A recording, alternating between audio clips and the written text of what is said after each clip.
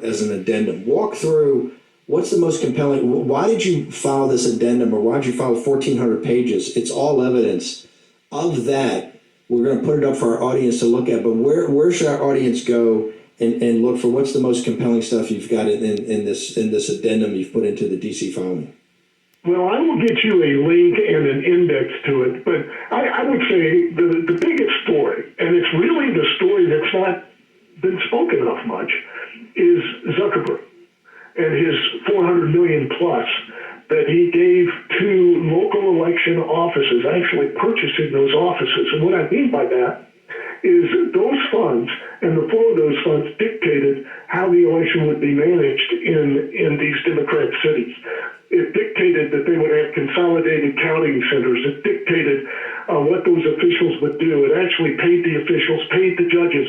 It told them the number of satellite offices they would have to have ballots, mobile pickup units, all of those things.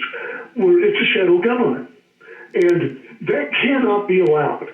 That is the biggest story, I believe, of this election cycle, is that Mark Zuckerberg delivered the election for Joe Biden with this infusion of more money than the federal government appropriated in March for the general election.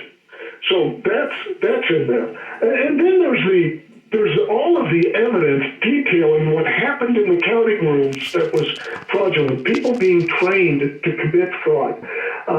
Additionally, the inflow of ballots, the affidavit and the story of Jesse Morgan, who drove completed absentee ballots from Bethpage, New York, into Pennsylvania, where his trailer that contained up to 240,000 ballots disappeared.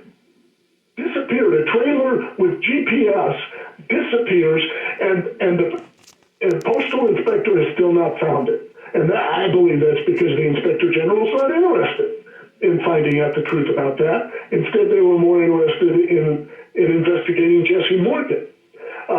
So that's a big piece of the evidence.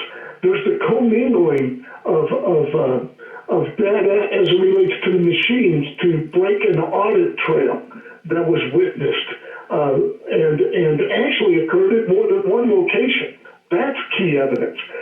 All of the ballot or the work stoppages in the consolidated counting centers, as well as the exclusion of one party from those centers, that is evidence of lawlessness and intentionality to allow for fraud. So there's a bunch of evidence there, but it tells the complete story. And I would encourage you, I'm going to send you a chart. It's a spider chart of the relationships between these leftist nonprofit organizations and blue state officials across the nation that allowed them, the private interest, to dictate how the election was run for the benefit of Mr. Biden. You know, this is for the Trump movement and for people that care about this republic, and for our audience. It's like being a Kafka-esque novel. It's driving them crazy because they're hearing you and others come up with this overwhelming evidence.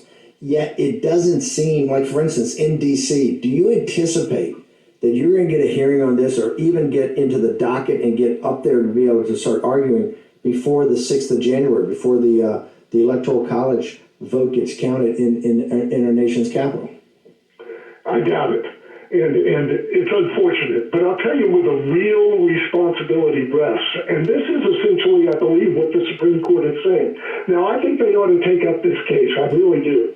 But if you could sum up what the Supreme Court has said thus far, it's that this is a political issue, and that those political bodies vested with the responsibility and authority under the United States Constitution ought to resolve it.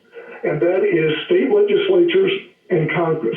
If Congress does not launch an investigation into the Zuckerberg funds, full-scale, aggressive, subpoenaed, they have failed. If state legislatures don't even meet between now and January 20th as a body, there are a few committees meeting, but committees don't have the authority. It's the joint session of the legislatures that need to meet. They have not even met. Then you have a failure in leadership. Yep.